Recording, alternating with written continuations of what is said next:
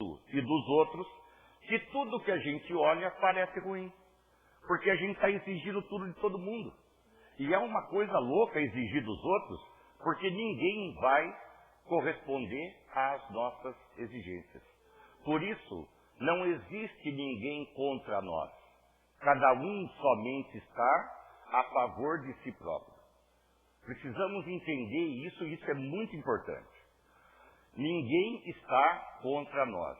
Cada um só está a favor de si próprio. Cada um defende as suas ideias, os seus anseios, as suas lutas, as suas brigas. Mas nós não somos o centro do universo que as pessoas precisam estar contra nós. Não há necessidade disso. Então precisamos tomar um pouco de cuidado. Isso nós vamos falar um pouco disso aqui, que esse ser o centro do universo, normalmente é o orgulho e o egoísmo que existe em nós, quase em todo mundo dessa humanidade terrestre, em maior ou menor grau. Orgulho e egoísmo em maior grau, sofrimentos graves, depressão, brigas. Orgulho e egoísmo num grau menor, alegria, felicidade, viver bem. Tá? E tudo isso depende de nós e de exercícios que nós mesmos fazemos. Aliás, exercícios que estão no Novo Testamento. Primeiro, Jesus era um homem de ação. E o semeador saiu a semear. E o senhor da vinha saiu a salariar. Jesus escrevia na areia quando os homens levaram a mulher adúltera. Ele começava, ele estava lá, ele fazia. Será que nós fazemos o mesmo? Será que muitas vezes nós não ficamos esperando a atitude do marido, da esposa, do pai, do filho? E a nossa atitude está ficando de lado? A iniciativa de viver a nossa vida é nossa, não é de outra pessoa. E precisamos começar a realmente assumir o controle da nossa vida, no sentido de que, quando alguém está em desacordo com aquilo que eu penso, eu não preciso impor, eu não preciso colocar aquilo como se fosse a última palavra. Porque vejam, eu estava ontem mexendo para ver a palestra de hoje, o que faria, e no Facebook tem várias palestras, né, daqui e do SEC que são gravadas. E eu estava olhando lá uma palestra que eu tinha feito no SEC em 2012. Eu notei uma coisa, um pedaço da palestra eu falei uma coisa, naquela época, em 2012, 3 anos atrás, que eu já não falaria mais hoje. Porque 3 anos é muito tempo para a gente crescer, dar uma evoluidinha, né? Eu tinha aquilo como um parâmetro ali importantíssimo na época. Hoje já não é tão importante. Hoje eu vejo que tem outras coisas mais importantes que aquilo. Aí eu fiquei pensando, falei, nossa, então falei besteira lá atrás? Não. Falei da maneira que eu entendia, da honestidade que eu posso ter comigo.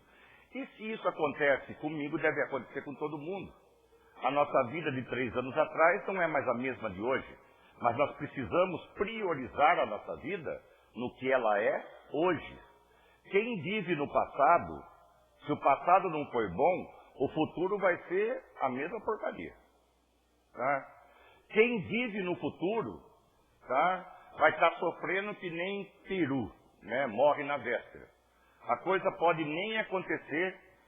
Uma vez aconteceu comigo um negócio no banco ainda. Eu cheguei no banco pela manhã, o gerente me chamou na salinha dele lá. Cada vez que o gerente chamava alguém na salinha, a coisa era enrolada, né? Aí eu cheguei e o cara me chamou na salinha, e aí abriu o banco, era dia de pagamento, uma segunda-feira, aquele banco lotado de gente. Eu passei o dia preocupado com a chumbada que eu ia levar do gerente naquele dia, e eu nem sabia por quê. Aliás, eu não sabia o assunto que ele queria conversar comigo. Eu estava imaginando que podia ter feito alguma coisa errada, que eu estava tentando puxar da minha memória e não lembrava. E, olha, eu passei o dia mal. A minha pressão subiu naquele dia à tarde, além daquele movimento enorme. eu ainda preocupado com aquilo, e era uma época ruim no banco, que as cobranças eram demais, a coisa era meio enrolada. No fim, chegou a tarde, eu fui falar com o gerente, ele só passou um negócio para mim e falou, olha, eu quero fazer um negócio novo aqui para a venda de um produto, só, eu vou passar para você, você faz, a meta é essa e essa. Mas nada, mais nada. Eu quase morri durante o dia. Então vejam, como é interessante nós ficarmos elaborando um futuro mais longo ou mais próximo, que não vai acontecer.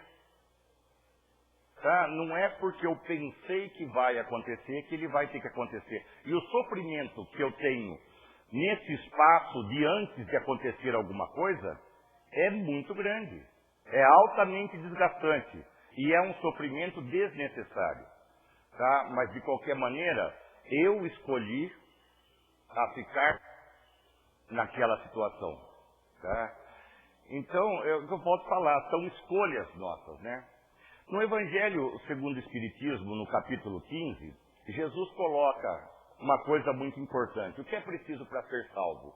Aí uma parábola que diz, portanto, quando o Filho do Homem vier em sua majestade, acompanhado de todos os anjos, se sentará sobre o trono da sua glória, e todas as nações, estando reunidas perante ele, separará uns dos outros, como um pastor separa as ovelhas dos cabritos. Vejam, aí tem uma coisa muito interessante. Quando vier, né, o rei, com seus anjos, com tudo, significaria o quê? Vamos colocar um exemplo simples, que eu não sei se é. Mas nós vivemos ouvindo que nós estamos passando de um planeta de provas e expiações para um planeta de regeneração. Ou seja, um planeta onde eu preciso expiar, limpar o meu passado de que forma? Repondo ao universo aquilo que eu tirei. Tá? Quando eu tenho pesos de consciência que eu preciso resgatar isso aí, eu tento trabalhar essas expiações. Expiações seriam o quê? Seria os débitos em tese que nós teríamos hoje. Mas na minha concepção, os débitos que nós temos estão na nossa consciência. A nossa consciência diz, nossa, estou errado. Então eu preciso dar um jeito. Tá? Então, a expiação é mais ou menos isso. Primeiro, o arrependimento de uma situação. Depois, eu consegui elaborar uma saída disso, a reparação, se possível direta. Feita a reparação, o recomeço. Então, a expiação pode acontecer nessa vida mesmo, num vir da vida passada. Eu ofendo alguém, tá? Na hora, todo orgulhoso, todo machão, acho que está tudo bem. Ofendo alguém, passa um tempo, a minha consciência pesa. Eu falo, nossa, eu fiz isso que não foi legal. Aí o que acontece? Eu começo a ter esse débito, entre aspas, comigo. A minha consciência começa a pesar. Se eu ver o rapaz lá na esquina, eu mudo a rua. Né? Aí eu vou passar a ter vergonha da minha atitude. Vou passar, nossa, o que ele deve estar pensando de mim? Tá? Mas qual a saída aí? Se eu notei que eu estive errado, é o arrependimento. Me arrependi. Puxa vida, mas agora, só me arrepender resolve? Não, claro que não.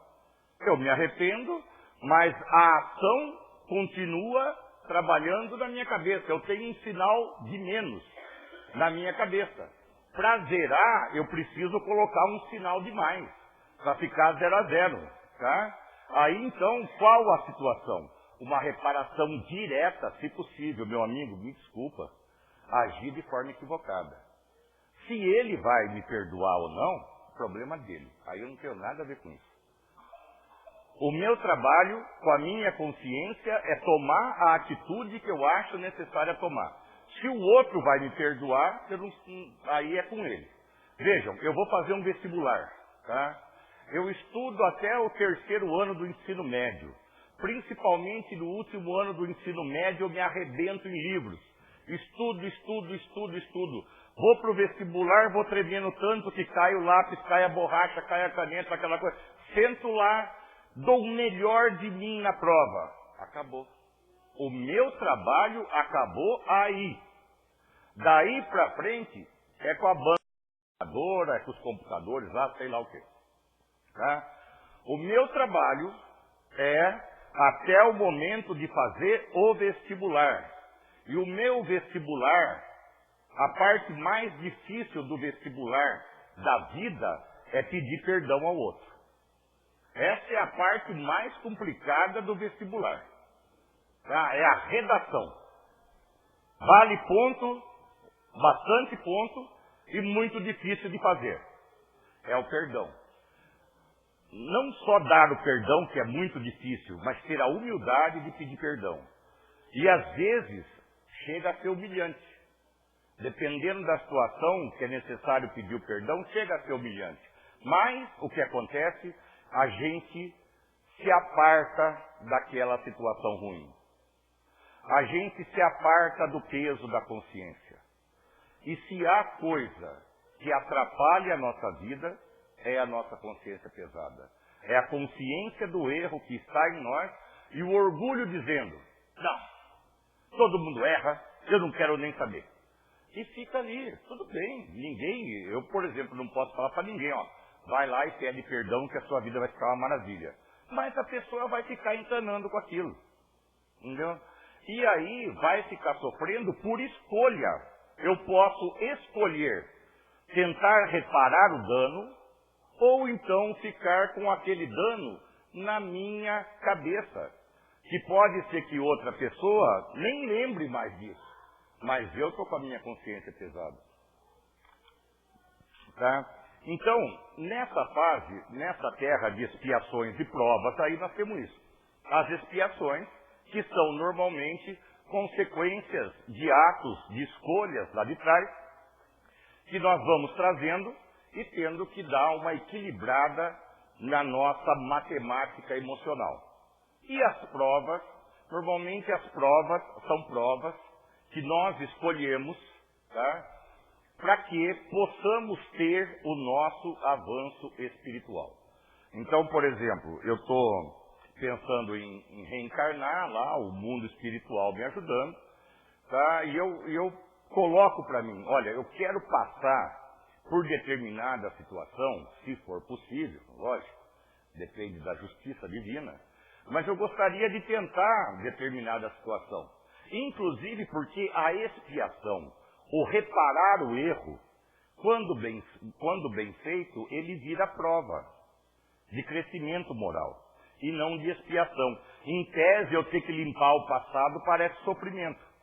Mas quando eu também escolho um tipo de atitude que abranja essa ideia do perdão, o que acontece então? Eu transformo expiação em prova, fica melhor, porque a prova tem uma coisa interessante.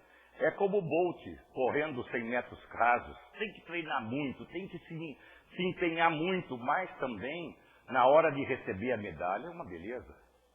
Tá? E na nossa vida, na nossa corrida, todos nós temos a nossa medalha nos esperando. E isso não é conversa de religião, não. Isso é real. É a consciência tranquila, é a paz de espírito. Tá? Aí então Jesus continua. O rei, como um pastor, separará as ovelhas dos cabritos e colocará as ovelhas à sua direita e os cabritos à sua esquerda. Então o rei dirá àqueles que estiverem à sua direita: Vinde, vós que fostes abençoados por meu Pai, ou benditos do meu Pai. Aqui nós vamos trabalhar com algumas traduções interessantes. Eu peguei 4 Bíblias para dar uma pesquisada. Uma Bíblia da Pastoral Católica, uma Bíblia católica já mais antiga, 2 Bíblias evangélicas e o Novo Testamento do Haroldo Dutra Dias, que é um Novo Testamento que veio direto do hebraico para o português, que não está vinculado a nenhuma religião. Mais o Evangelho segundo o Espiritismo e o Livro dos Espíritos. Só para chegar em coisinhas muito simplesinhas, mas que fazem diferença na maneira de ver as questões das parábolas. Então, o rei dirá às ovelhas: Possuí o reino que vos foi preparado desde o início. Nessa nova tradução, está como herdai o reino que vos foi preparado. E há uma diferença clara nisso. Possuir é um sentimento de posse. Herdai, tá? É pegar, estar naquilo que é do pai. Eu herdo uma casa do meu pai. Tá? Eu estou na casa que é do meu pai. Espiritualmente aqui não é possuir como se fosse meu. É herdai, estar em casa. Tá? Essa é a ideia. Herdai esse mundo de regeneração que está chegando. Agora vejam, outro dia eu estava conversando com um rapaz que não é espírita e acho que nem sei se tem religião. E ele estava dizendo para mim que nós espíritas vivemos dizendo que o mundo vai passar de expiações e provas para a regeneração. Alguém já ouviu isso antes, que nós estamos passando de provas e expiações para o plano de regeneração? Eu ouço isso desde que eu sou garoto. Entendeu? Não que eu seja muito velho, mas faz tempo que eu escuto isso. Tá? E eu falei para ele, mas é isso mesmo. Mas como? Eu falei, a evolução não para. Pouco importa se é um planeta de provas e expiações para um planeta de regeneração, ou se for de um planeta de regeneração para um planeta superior. Pouco importa. O importante é que a coisa ande para frente. Tá? O importante é que haja crescimento, né? Então, herdai o reino dos céus, herdai o reino que vos foi preparado desde o início. Aí o rei coloca, Jesus falando, pois tive fome e me destes de comer, tive sede e me destes de beber, tive necessidade de abrigo e me abrigastes. Nessa última tradução, tive era estrangeiro e me abrigastes. E estrangeiro também, a gente tem muito que se reportar àquela época de Jesus, porque aqueles povos que viviam ao lado da Judéia ali, eram os chamados povos pagãos, né? Porque eles não tinham as mesmas crenças dos judeus. Então, essas pessoas, muitos deles ouviam falar de Jesus e iam procurar Jesus na Judéia. E eles eram abrigados, né, por aquele povo dali. Então ele coloca isso também, né? Estive sem abrigo ou era estrangeiro e me abrigastes. Estive nu e me vestistes. Estive doente e fostes me visitar. E estive na prisão e viestes me ver. Na outra tradução diz, viestes a mim. Estive na prisão e viestes a mim. Vim ter contigo. Estive próximo. Não só viestes me ver, como uma coisa que eu olho de trás das grades. Eu olho para quem está atrás das grades.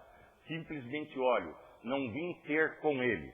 Ao mesmo tempo, isso aqui, bom, claramente Jesus está falando aqui das nossas ações com os nossos próximos no dia a dia, não é?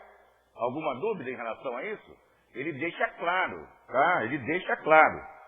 Agora, nós podemos pensar também numa situação da própria reencarnação de Jesus. E a nossa, nesse corpo físico. Tá? Jesus, tive fome e me destes de comer. Jesus viajava pela Judéia a pé. Tá? Se abrigava na casa dos outros e comia. Tive sede e me destes de beber. Mesma coisa. Tive necessidade de abrigo ou era estrangeiro e me abrigastes. Ele ficava na casa das pessoas. Estive nu e me vestistes, não que ele estivesse na rua, nu, mas ele precisava de vestimentas, como todo mundo. Apesar que Jesus e os apóstolos tinham o dinheiro deles. E o Judas era o contador deles, era o Judas quem tomava conta do dinheiro. Eles também não eram pedintes, eles eram pobres, é diferente, tá? Estive doente e fostes me visitar. Estive na prisão e viestes a mim. Tá? Principalmente nos últimos dias, né? Ele foi preso, foi açoitado, foi judiado naquilo que podia. Então os justos perguntarão, Senhor, quando vos vimos faminto e demos de comer, ou tivesse sede e vos demos de beber? Quando vos vimos sem abrigo ou estrangeiro e vos abrigamos, te acolhemos? E sem roupas e vos vestimos? E quando vos vimos doente ou na prisão, e que fomos a ti? E o rei responderá, eu vos digo em verdade que todas as vezes que fizestes isso a um destes meus irmãos mais pequeninos, foi a mim mesmo que o fizestes. essa parte merece uma atenção.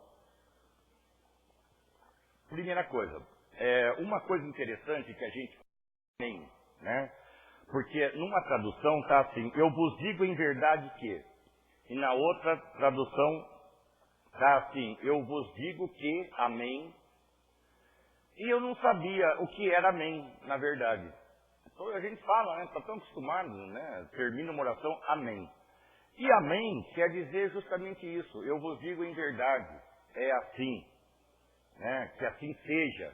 Eu não sabia, então a gente diz, o assim seja, ou o amém é a mesma coisa.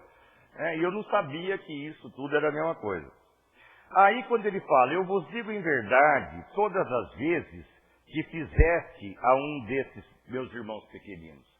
Todas as vezes é na medida em que eu posso. Porque há uma situação interessante que às vezes nós desistimos de fazer o bem porque acreditamos que não temos capacidade de fazer aquele bem. Quantos médiuns de psicografia, por exemplo, que queriam se comparar com o Chico Xavier, não de ser tão bom, não é isso, e dizia, eu não consigo fazer um trabalho tão fiel como o Chico Xavier, e deixou de fazer o trabalho. Vocês já pensaram se eu fosse querer ficar me comparando com o Divaldo Pereira Franco? Eu nunca ia falar em lugar nenhum. Tá? Só que, se nós esperarmos que Deus, pensarmos que Deus espera alguma coisa de nós, Ele espera do Francisco Cândido Xavier o que ele pode dar, naquele estágio evolutivo, e espera de mim o que eu posso dar nesse estágio evolutivo. Por isso que não podemos desistir do bem. Todos nós temos o bem em nós, em maior grau ou em menor grau, tanto faz. Tá? Agora vejam, eu não posso desistir da luta pelo bem, da briga pelo bem, só porque eu não tenho tanto bem quanto o outro. Mas eu tenho o amor que tenho. Eu pensava muito comigo há anos atrás, eu falava, nossa, eu não sei amar. Eu sou uma pessoa que não tem amor. Aí eu fui descobrir uma coisa interessante, que quem tem comprometimento e compromisso com alguma causa ou com alguém, está amando. Tá? O nosso comprometimento e o nosso compromisso com alguém ou com alguma causa mostra a atenção que nós damos àquilo, a busca que nós temos em relação àquilo. Então, isso mostra que o nosso amor por aquela pessoa ou por aquela causa está sendo colocado em prática. Ah, mas de vez em quando eu brigo. Briga, daí. Brigou. Se arrependeu, pede perdão e começa. Ah, mas se o erro for do outro, perdoa e começa. O perdão está em nós. Tanto o pedido como o dar do perdão. É escolha nossa. Tá? Ontem eu conversava com uma pessoa, a pessoa falava, porque o filho quer falar com o pai, e o pai está meio afastado, e o filho vai acabar desistindo do pai. Eu falei pro cara, olha, é uma pena. Falei, por quê? Eu falei, porque não é só porque o pai está meio atrapalhado que o filho tem que virar um atrapalhado. Tá? Por que o filho tem que desistir do pai se o pai desistiu do filho? Ah, mas ele vai ficar sofrendo. Não. Não desistir do pai aí significaria, estou aqui. De vez em quando eu tento aproximação. Ah, mas ele não faz. Vamos tentar entender por que ele não faz. Gente, quem não está conseguindo fazer o bem é porque está doente da alma. Vocês já viram alguém que está muito feliz, muito alegre num dia, virar para você, ô, seu sem vergonha, eu vou te catar no pescoço? Não. Isso é coisa de quem está mal. Quem está bem vai, bom dia, meu amigo, que prazer revê-lo e tal. Sabe, as coisas que a gente sai dando cabeçada no outro é quando nós estamos muito ruins. Quando espiritualmente nós estamos abalados. Quando o nosso egoísmo está lá em cima. E aqui Jesus está colocando uma coisa interessantíssima em relação ao egoísmo, né? E o orgulho, tá? Ele está mostrando, ele diz, quando fizerdes isso, todas as vezes que fizerdes isso, a um desses meus irmãos mais pequeninos, é a mim que está fazendo. Entendeu? Então, ele está colocando o quê? Ação. Ele não está colocando para eu falar para o meu filho, falar, ó filho, vai lá, faz aquilo que Jesus falou, que você vai se dar bem. Não é isso. Ele está pedindo a atitude de mim mesmo. E isso que nós precisamos entender, gente. Tudo que está escrito nos evangelhos, eu digo mais nos evangelhos que é a parte que eu estudo mais. Eu estudo pouco o Velho Testamento. Eu estudo mais o Novo Testamento. Tá? Mas tudo que está escrito lá, se vocês for pensarem, a lei é uma só.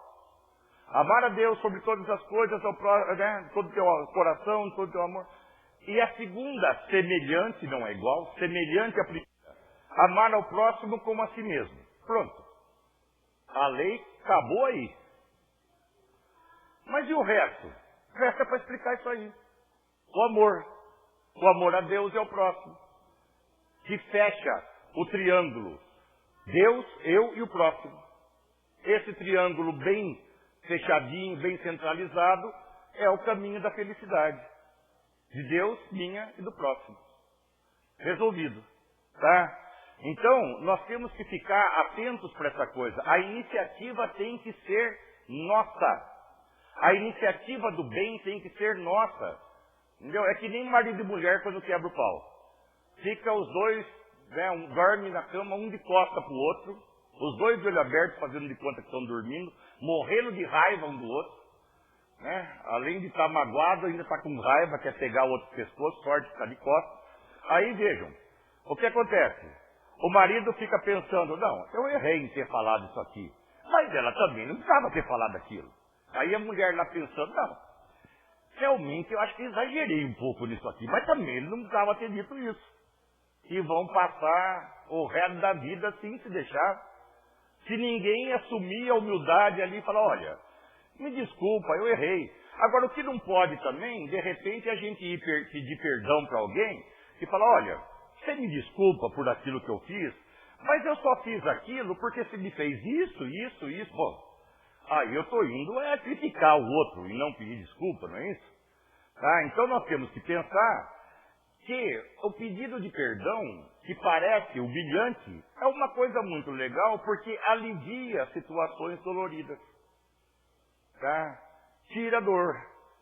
É esse que é o lance. Mas o nosso orgulho e o nosso egoísmo, eles tampam um pouco isso.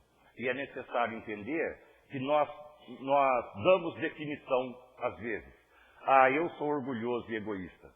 Isso é só uma definição. Isso não mostra o que eu faço, o que eu sou. Eu estava indo para Jaú, sexta-feira. Tinha um caminhãozão na frente.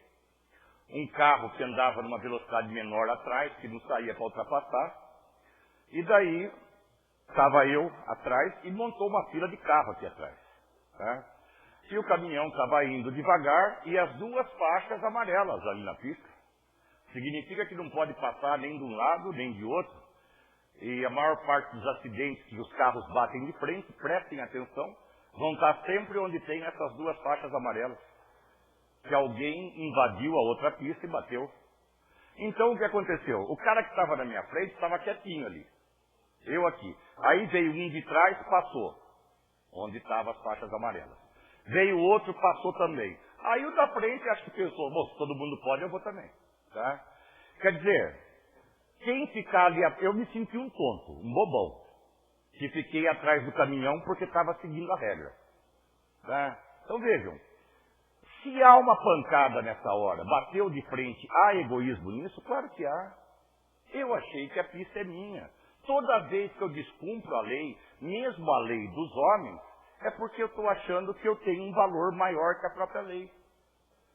É egoísmo. Então vejam, não adianta eu me dar um rótulo de egoísta e orgulhoso. Não, eu preciso ver nos meus atos onde é que esse egoísmo e esse orgulho está pegando, para poder acertar as minhas atitudes. Só as definições de mim mesmo não adiantam. Mas os atos, onde pega? Porque Jesus coloca claramente uma coisa: quer sofrimento, seja egoísta e orgulhoso. Quer felicidade, tá? Seja humilde e caridoso. É a ideia do capítulo 15. Vejam lá, eu falei muito pouco dele aqui, já está na hora de terminar, Vejam o capítulo 15 do Evangelho segundo o Espiritismo. O tempo todo ele vai bater na tecla do amor, da caridade, né? E da humildade. Isso é básico. Depois dessa parábola aqui, para a gente poder terminar, vai acontecer o quê? O inverso. Aqueles, os cabritos, né? O rei dirá, apartai-vos de mim. Eles colocam aqui na maioria das traduções. E vejam, porque eles perguntam, que o rei fala, né? Tive fome, tive sede, estive na prisão, e vocês não ligaram para mim.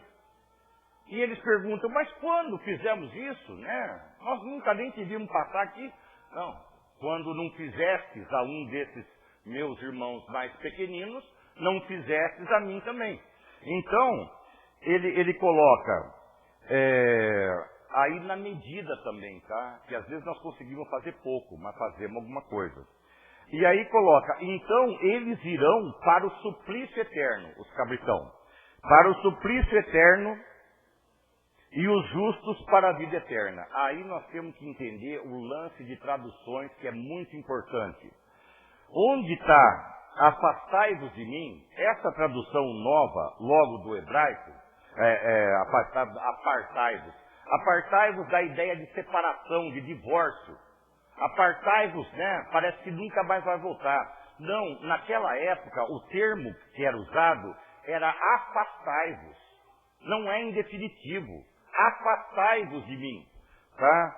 E estes irão para o suplício eterno. Ô louco!